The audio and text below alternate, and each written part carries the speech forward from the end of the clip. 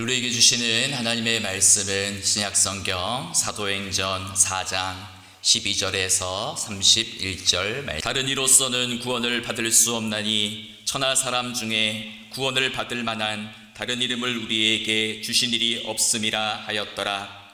그들이 베드로와 요한이 담대하게 말함을 보고 그들을 본래 학문 없는 범인으로 알았다가 이상히 여기며 또 전에 예수와 함께 있던 줄도 알고 또 병 나은 사람이 그들과 함께 서 있는 것을 보고 비난할 말이 없는지라 명하여 공회에서 나가라 하고 서로 의논하여 이르되 이 사람들을 어떻게 할까? 그들로 말미암아 유명한 표적 나타난 것이 예루살렘에 사는 모든 사람에게 알려졌으니 우리도 부인할 수 없는지라. 이것이 민간에 더 퍼지지 못하게 그들을 위협하여 이후에는 이 이름으로 아무에게도 말하지 말게 하자 하고 그들을 불러 경고하여 도무지 예수의 이름으로 말하지도 말고 가르치지도 말라 하니 베드로와 요한이 대답하여 이르되 하나님 앞에서 너희의 말을 듣는 것이 하나님의 말씀을 듣는 것보다 옳은가 판단하라. 우리는 보고 들은 것을 말하지 아니할 수 없다 하니 관리들이 백성들 때문에 그들을 어떻게 처벌할지 방법을 찾지 못하고 다시 위협하여 놓아주었으니 이는 모든 사람이 그 된 일을 보고 하나님께 영광을 돌림이라. 이 표적으로 병 나은 사람은 40여 세나 되었더라. 사도들이 노임에 그 동료에게 가서 제사장들과 장로들의 말을 다 알리니 그들이 듣고 한 마음으로 하나님께 소리를 높여 이르되 대주제여 천지와 바다와 그 가운데 만물을 지은 이시오 또 주의 종 우리 조상 다윗의 입을 통하여 성령으로 말씀하시기를 어찌하여 열방이 분노하며 족속들이 허사를 경영하였는고 세상의 군왕들이 나서며 관리들이 함께 모여 주와 그의 그리스도를 대적하도다 하신 이로소이다. 과연 헤롯과 본디오 빌라도는 이방인과 이스라엘 백성과 합세하여 하나님께서 기름 부으신 거룩한 종 예수를 거슬러 하나님의 권능과 뜻대로 이루려고 예정하신 그것을 행하려고 이 성에 모였나이다. 주여 이제도 그들의 위협함을 굽어 보시옵고 또 종들로 하여금 담대히 하나님 말씀을 전하게 하여 주시오며 손을 내밀어 병을 낫게 하시옵고 표적과 기사가 거룩한 종 예수의 이름으로 이루어지게 하옵소서 하더라. 빌기를 다음에 모인 곳이 진동하더니 우리가 다 성령이 충만하여 담대히 하나님의 말씀을 전하니라. 아멘. 우리는 계속해서 이제 성령의 능력이 머무는 교회, 초대교회의 그러한 모습들을 살펴보고 있죠. 그래서 지난주에는 베드로와 요한이 성전 미문 앞에서 구걸하던 안진뱅이를 나사렛 예수 그리스도의 이름으로 치유한 그러한 사건을 살펴보았습니다. 나면서부터 걷지 못하던 그 안진뱅이가 일어서서 걷기도 하고 뛰기도 하며 성전에서 하나님을 찬양하는 모습을 보고 많은 백성들이 놀랍게 또 기이하게 여겼습니다. 그리고 병 나은 사람들이 이렇게 모여있자 거기서 많은 사람들이 그 병자를 보려고 몰려들었죠. 그때 베드로와 요한이 솔로몬 성곽에서 예수 그리스도의 십자가와 부활을 담대하게 증언했습니다. 하지만 이 예수의 부활 전하는 것을 싫어하던 유대교의 지도자들은 예수의 부활을 전하는 베드로와 또 요한을 잡아다가 감옥에 가두고 다음 날 이튿날이 되어 유대교의 최고 의결기관이었던 사내들인 의회를 소집했습니다. 도대체 무슨 권세와 누구의 이름으로 병자를 치유하고 예수의 부활을 가르치는지를 엄하게 추궁했던 것입니다. 하지만 성령이 충만했던 베드로와 요한은 조금도 움츠러들지 않고 오히려 구약의 말씀을 인용하며 예수 그리스도의 부활과 메시아됨을 담대하게 증언하였습니다.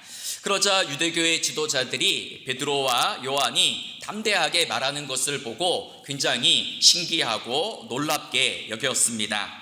왜냐하면 두 사람은 정규적인 랍비 교육을 받지 못한 갈릴리의 어부에 불과한 줄 알았는데 그들이 구약 성경에 있는 랍비들만 암송하는 그러한 구약 성경을 자유자재로 인용하면서 논리정연하게 예수가 메시아라는 사실을 담대하게 증언했기 때문입니다.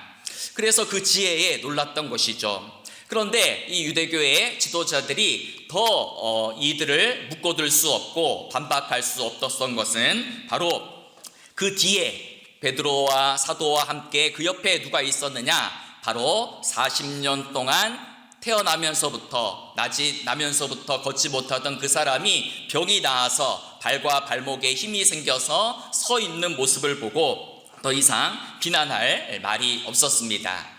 결국 사내들인 의회는 더 이상 고발할 그러한 조건을 찾지 못하고 이 소문이 더 이상 백성들에게 퍼져나가지 못하도록 다시는 예수의 이름으로 말하지도 말고 가르치지도 말라고 위협했습니다.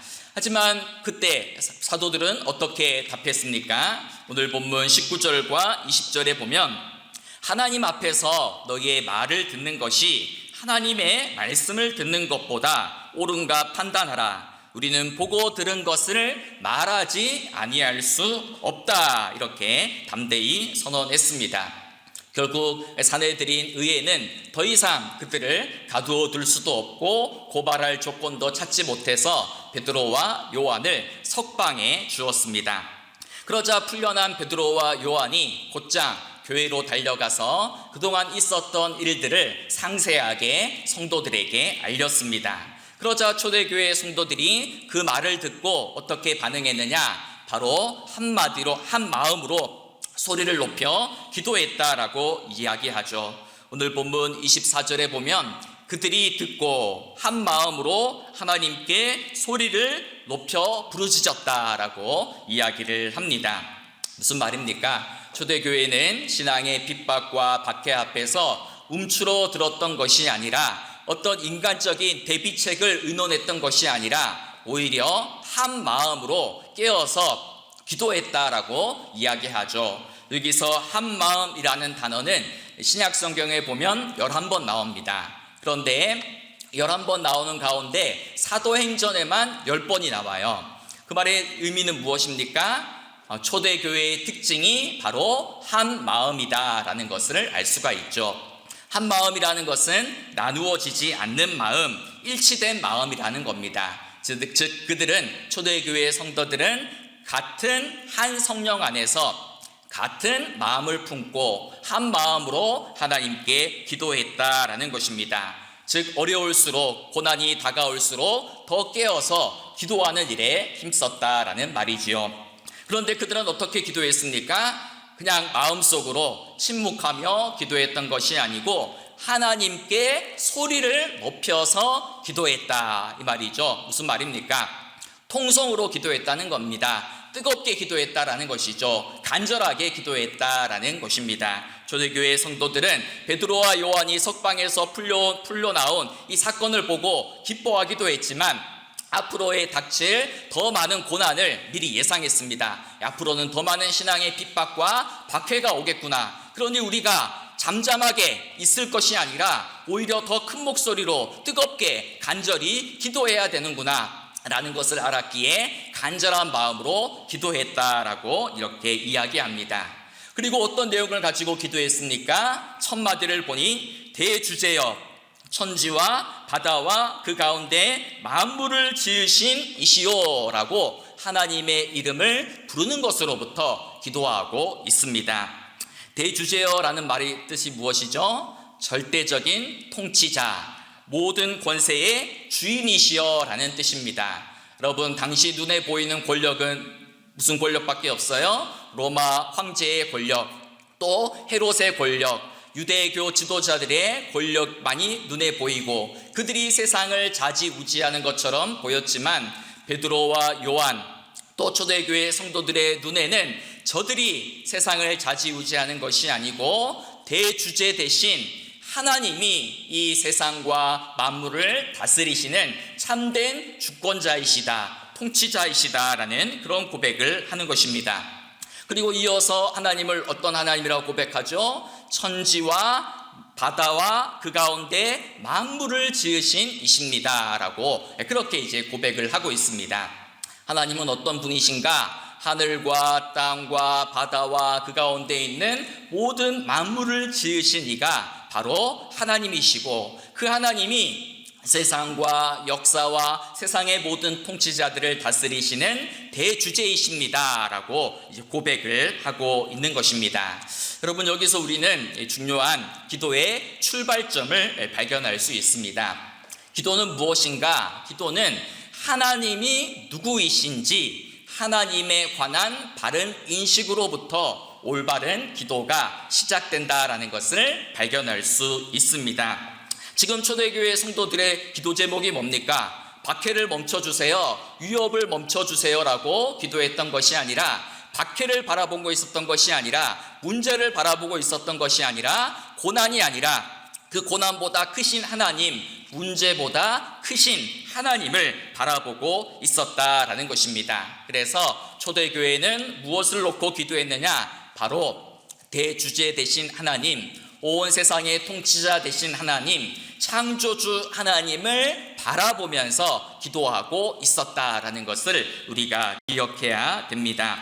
문제를 바라보는 것이 아니라 문제 너머에 계신, 문제 위에 계신 창조주 하나님을 바라보았다라는 것이죠.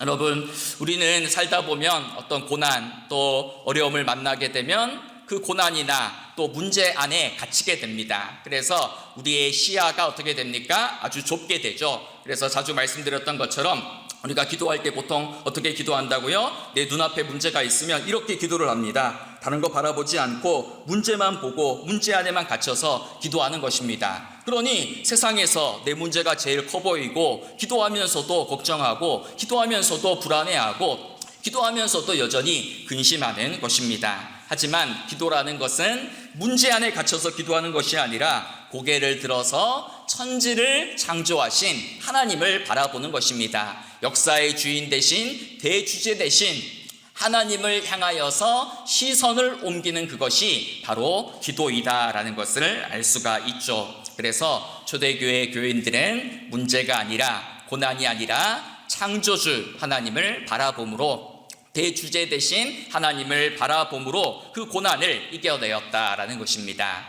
여러분, 우리도 살다 보면 가끔 마음이 답답하고 괴로울 때 이제 등산을 좋아하는 분들이 있죠. 등산을 왜 합니까? 높은 산에 올라가서 아래를 내려다보면 내 문제가 다 작게 보이고 화창게 여겨지는 것입니다. 기도도 마찬가지예요. 기도도 하나님의 관점으로, 하나님의 시선으로 내 문제를 바라보면 내 문제는 그렇게 크거나 심각하거나 어려운 문제가 아니다라는 것입니다. 기도는 시선을 옮기는 일이다. 시선을 바꾸는 일이다. 나의 문제보에 초점을 두는 것이 아니라 하늘을 올려다보고 대주제 되신 하나님, 천지의 창조주 되신 하나님을 바라보는 것, 거기로부터 기도가 시작된다라는 사실을 기억하시기를 바랍니다. 그래서 초대교회처럼 기도하라. 초대교회 성도들이 기도했던 것처럼 문제를 보고 고난을 보고 기도했던 것이 아니라 그 너머와 고난 너머에 계신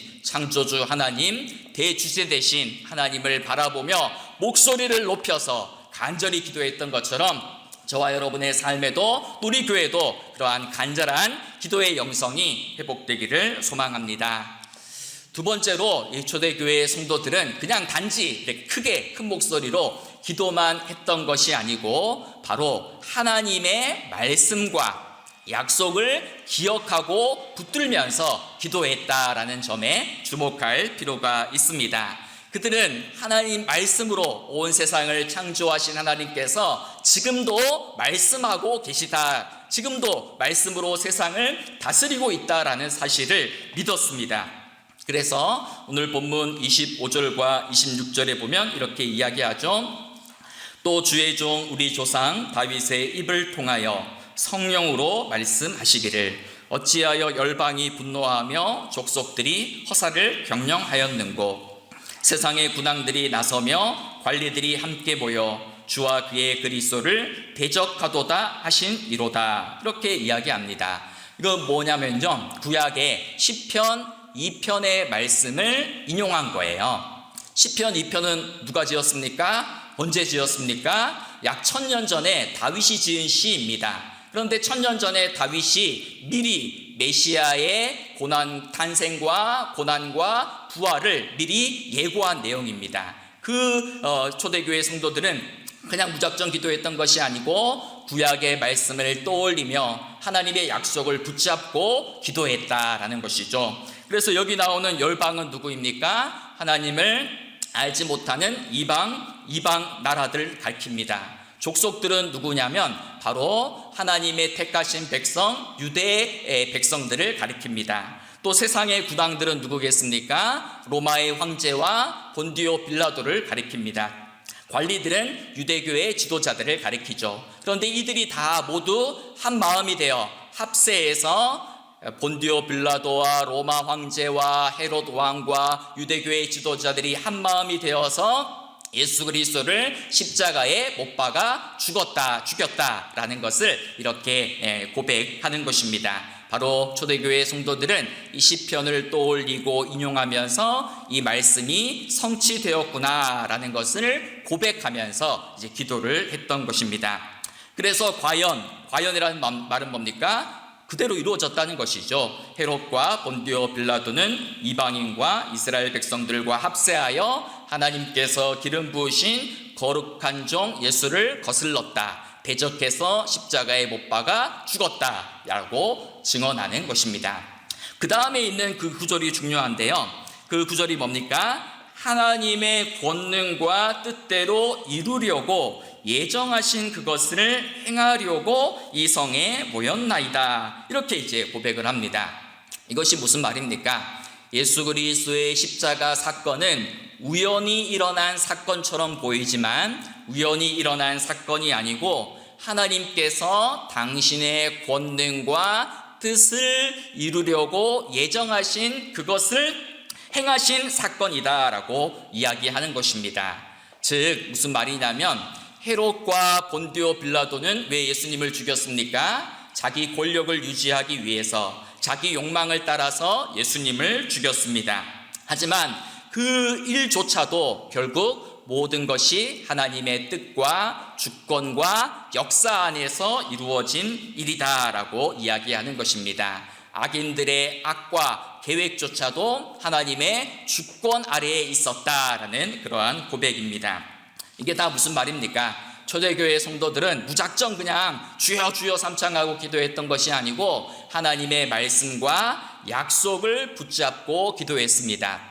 그리고 하나님의 말씀을 떠올리며 하나님의 말씀을 기억해 보니까 하나님은 어떤 분인가? 바로 역사를 주관하고 다스리고 섭리하시는 분이시다라는 것을 깨달았습니다. 즉 하나님은 온 우주 만물의 창조주이실 뿐만 아니라 온 세상을 섭리하시는 섭리주이시다라는 것을 깨달았다라는 것이죠. 그래서 초대교회 성도들은 담대함과 확신을 가지고 기도할 수 있었다라는 것입니다. 지금 내가 복음을 전하다가 고난 받는 일조차도 하나님의 주권 아래에 있다, 하나님의 섭리 안에 있음을 깨달았던 것입니다. 과거에 1000년 전에 하나님의 기름 부음 받은 종 다윗도 고난을 받았고 나사렛 예수 그리스도도 고난을 받았고 그 복음을 전하는 우리도 고난 받는 것을 이상하게 여기지 않고 당연히 여겼다라는 것입니다. 여러분, 고난과 어려움도 마찬가지입니다. 그냥 실수로 우연히 그냥 운이 나빠서 우리 삶에 일어나는 고난이란 없습니다. 우리는 물론 우리 삶에 일어나는 그 고난과 어려움의 의미를 다 이해하고 해석할 수는 없습니다. 그런데 한 가지 분명한 사실은요, 하나님은 우리의 모든 고난을 알고 계시고 보고 계시고 모든 것을 주목하고 계시다라는 것입니다. 하나님은 우리의 어려움, 우리의 눈물, 우리의 한숨, 우리의 근심, 우리의 아픔을 보고 계시고 알고 계시고 주목하고 계시다라는 것입니다. 그러하기에 우리는 고난 앞에서 절망할 것이 아니라, 고난 앞에서 낙심할 것이 아니라 오히려 더 깨어서 기도하면서 창조주 하나님, 섭리주 하나님, 지금도 말씀 가운데 역사하시는 하나님을 붙잡고 기도해야 된다라는 것입니다. 그래서 사도들과 초대교회 성도들은 주눅들지 않고 고난 앞에서 그 고난을 뛰어넘는 더 큰 능력을 구하며 기도했습니다. 29절을 보시면 주여 이제도 그들의 위협함을 굽어 보시옵고 또 종들로 하여금 담대히 하나님 말씀을 전하게 해 주십시오 라고 기도를 하고 있습니다. 여기서 중요한 그 단어는요, 주여 이제도입니다. 주여 이제도. 과거에 다윗 왕에게 임하셨던 하나님, 예수 그리스도에게 대주제로 천지의 창조주로 역사의 섭리주로 임하셨던 그 하나님이 동일하게 이제도 우리에게 임해달라라는 그러한 기도이고 간구입니다. 단지 우리의 위협이 사라지게 해달라고 기도하지 않았죠. 문제가 사라지게 해달라고 기도한 것이 아니고 그들의 위협함을 굽어 보시옵고 하나님 우리의 고난을 보시옵소서라고 기도했던 것입니다. 고난을 하나님 나의 고난을 나의 어려움을 나의 한숨을 보시옵소서 주목해 주십시오 라고 기도를 했다라는 것이죠. 그리고 뭐라고 기도합니까? 종들로 하여금 담대히 하나님 말씀을 전하게 해 주십시오. 즉 문제 앞에서 그 문제 앞에서 도망치게 해달라고 기도했던 것이 아니고 그 문제를 이길 수 있는 힘을 달라고 능력을 달라고 그렇게 기도하고 있다라는 것입니다. 특별히 뭐라고 이야기했냐면 담대히라는 단어가 있죠. 담대히 하나님 말씀을 전하게 해 주십시오. 담대히가 뭡니까? 거리낌 없이 당당하게 두려움 없이 자유롭게 하나님 말씀을 전하게 해 주십시오라는 의미입니다. 이 담대히라는 단어도 이 사도행전에 또 많이 나와요. 5번이나 나오는데 항상 담대히 하나님 말씀을 전했습니다. 그래서 처음 오순절날 성령이 임하고 베드로가 설교할 때도 어떻게 설교했습니까? 담대히 하나님 말씀을 전했어요. 그리고 사도행전 마지막 구절이 몇 장입니까? 28장 31절인데 거기도 보면 바울이 하나님 나라를 전파하며 주 예수 그리스도에 관한 모든 것을 담대하게 거침없이 가르쳤다라는 말로 사도행전이 마무리를 짓고 있습니다. 또 사도 바울은 에베소 교회에 편지하면서 무엇을 부탁했냐면요, 나의 건강을 위해 기도해 주십시오, 물질을 위해 기도해 주십시오라고, 안전을 위해 기도해 주십시오라고 기도하지 않고 나로 입을 열어 담대히 하나님 말씀을 전할 수 있도록 나를 위해 중보 기도해 달라고 그렇게 기도를 부탁하고 있는 것입니다. 이처럼 초대교회의 특징이 뭐냐? 담대함이에요. 초대교회의 특징은 담대한 기도, 담대한 기독교로 세상을 이기는 그러한 성령의 능력을 덧입고 살았던 교회가 바로 초대교회다라는 것이죠. 여러분, 우리도 기도하면서 이런 담대함을 회복해야 됩니다. 매일마다 무엇을 먹을까 마실까 입을까의 문제 안에만 갇혀서 기도하는 것이 아니고 늘 내 자신의 문제 안에만 갇혀서 기도하는 것이 아니고 창조주 하나님을 바라보고 섭리주 하나님을 바라보고 지금도 계시하시는 말씀하시는 하나님을 바라보면서 담대하게 기도해야 되는 것입니다. 그래서 우리 강덕교회도 날마다 하나님을 바라보면서 담대한 기도, 뜨거운 기도, 한마음으로 하는 그 기도를 회복하는 성령의 역사를 힘입어 기도하는 우리 모든 성도들이 되시기를 소망합니다. 어느 선교사님이 이제 북한 지하교회 성도들을 우연히 연변에서 만날 기회가 있었대요. 그래서 당신의 기도 제목이 무엇입니까? 라고 물어보았더니 그들이 이런 간증을 하더랍니다. 우리는 박해가 끝나게 해달라고 그냥 기도하지 않습니다. 오히려 이 박해 속에서도 믿음을 배반하지 않고 흔들리지 않고 박해를 이길 수 있는 힘을 달라고 그렇게 기도합니다 라는 그런 이야기를 듣고 이 선교사님이 큰 도전을 받았다라는 그런 간증을 들어본 적이 있습니다. 여러분, 이것이 바로 담대한 기도죠. 담대한 기도는 세게 기도한다고 해서 환경이 바뀌고 문제가 해결되고 상황이 만사형통으로 풀려지는 것이 아니라 상황은 그대로예요. 환경은 그대로예요. 그런데 뭐가 바뀌었습니까? 기도하는 내가 바뀌는 겁니다. 내가 담대해지고 내가 강해지고 내가 성령의 능력을 덧입는 것입니다. 그 다음에 초대교회 성도들은 또 어떻게 계속해서 기도했죠? 30절에 보니까 손을 내밀어 병을 낫게 하시옵고 표적과 기사가 거룩한 종 예수의 이름으로 이루어지게 해주십시오라고 기도했습니다.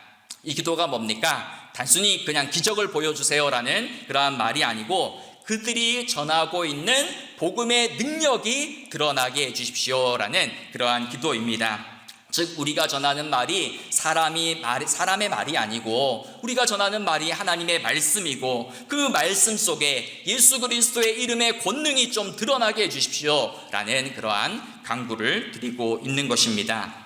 왜냐하면 얼마 전에 성전 미문앞 안진뱅이가 일어서서 걷기도 하며 뛰기도 하며 하나님을 찬양하는 모습을 보고 많은 사람들이 예수를 믿는 그러한 일이 있었기 때문입니다. 마찬가지로 그 동일한 역사가 예수 그리스도의 이름으로 표적과 기사와 능력이 나타나게 하시고 그를 통해서 생명의 복음이 전파되게 해주십시오라고 그렇게 기도하고 있는 것이지요. 사내들인 의회는 뭐라고 위협했습니까? 야, 너희들 예수의 이름으로 더 이상 말하지도 말고 가르치지도 말라고 했는데 사도들은 오히려 거룩한 종 예수의 이름으로 담대하게 복음을 전파하고 기도하고 있었다라는 것입니다. 여러분, 오늘 또 하나님은 예수 그리스도의 이름으로 병을 낫게 하시고 많은 표적과 기적과 역사를 일으키시는 분이십니다. 그런데 하나님께서 이 기적을 일으키시는 방법은 매 시대마다 달라요.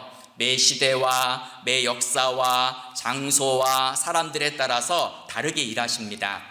지금도 아프리카나 제3세계 지역에 가면 기적이 막 일어나요. 정말 안진뱅이가 막 일어나서 걷기도 하고요. 맹인이 눈을 뜨기도 하고 막 기도하는데 고름이 다 사라지고 막 뼈가 다시 아물고 붙어지고 하는 그런 역사가 나타납니다.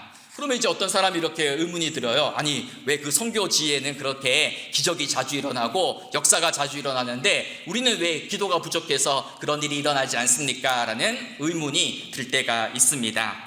그런데 그것은 하나님이 역사하시는 방식이 다를 뿐이에요. 왜냐하면 제3세계 지역에는 의료 장비도 없지요, 약도 없지요, 또 그 사람들은 예수의 이름을 한 번도 듣지 못한 사람들이 대다수입니다. 그러니까 선교사가 와서 예수의 이름으로 기도할 때에 그런 놀라운 기적들이 일어나면 그러한 신비한 현상들을 통해서 기적들을 통해서 그들이 예수님을 더 잘 믿을 수 있기 때문이죠. 그런데 이제 오늘 우리는 어떠합니까? 병원이 있잖아요. 약도 있잖아요. 좋은 음식도 있잖아요. 물리치료도 있지 않습니까? 그래서 하나님은 우리가 그냥 간접적인 은혜의 방식으로도 우리를 고치신다라는 것입니다. 병원에 가서 의사가 고쳐주는 게 아니고 누가 고치시는 거예요? 하나님이 고치시는 겁니다. 이 약을 먹어가지고 이 약이 뭐 내 두통을 없애는 것이 아니고 하나님이 없애주시는 거예요. 그런 식으로 하나님은 지금도 계속해서 은혜의 역사를 이어나가고 계시다라는 것입니다. 그리고 사실 믿음의 눈을 뜨고 보면 모든 게 우리의 일상이 다 기적이고 하나님의 표적입니다. 모두 다 자기의 욕심을 따라서 살아가는 이 세상 속에서 우리는 하나님의 뜻을 쫓아서 성령의 열매 맺기를 힘쓰며 살잖아요. 그게 바로 기적이죠. 다 이기적으로 살아가는데 사랑의 공동체를 이루고 있는 이 교회가 바로 기적인 것입니다. 모두 다 문제 앞에서 고난 앞에서 절망하고 두려워 떠는데 우리는 그 고난을 뛰어넘어 기도하지 않아요. 그게 바로 진정한 기적이다라는 것입니다. 그래서 우리 광덕교회 모든 성도님들이 날마다 이러한 일상의 기적을 경험하고 나사렛 예수 그리스도의 이름으로 지금도 하나님께서 병을 고쳐주시고 기적을 일으키시고 표적을 일으키신다라는 사실을 붙잡고 살아가시기를 소망합니다. 마지막으로 우리 초대교회가 이렇게 기도할 때 어떤 일이 일어났느냐? 3가지 일이 일어났어요. 빌기를 다음에 모인 곳이 진동했고 무리가 다 성령이 충만하여 담대히 하나님의 말씀을 전하니라 이렇게 이야기하죠. 첫 번째는 모인 곳이 진동했대요. 땅이 흔들렸다라는 말입니다. 땅이 흔들린다라는 말은 하나님이 임재하셨다라는 말이죠. 두 번째는 무리가 다 성령이 충만했다라는 것입니다. 뜨겁게 기도할 때 하나님께서 성령으로 그 성도들의 마음을 가득 채워주셨고 그렇게 하니까 그 결과 담대히 하나님 말씀을 전할 수 있게 되었다라고 이야기하는 것이죠.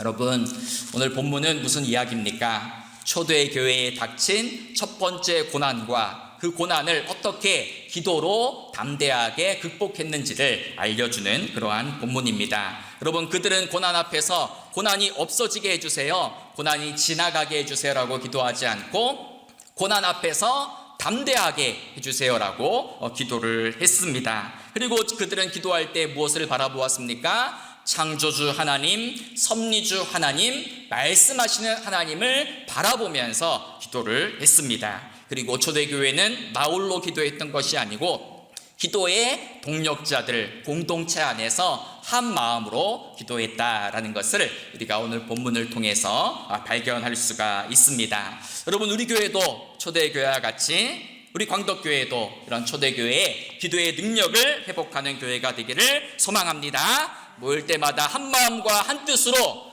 목소리를 높여 힘있게 기도하는 교회, 문제보다 크신 하나님을 바라보는 교회, 성령으로 충만한 교회, 사랑으로 충만한 교회가 되어서 우리 교회에도 나사렛 예수 그리스도의 이름으로 병이 낫는 그러한 기적이 일어나고 나사렛 예수 그리스도의 이름으로 표적과 기사와 능력이 드러나서 초대교회와 같이 담대한 교회, 담대한 기도를 드리는 우리 모든 광덕교회와 우리 모든 성도님들 되시기를 간절히 소망하며 축복합니다.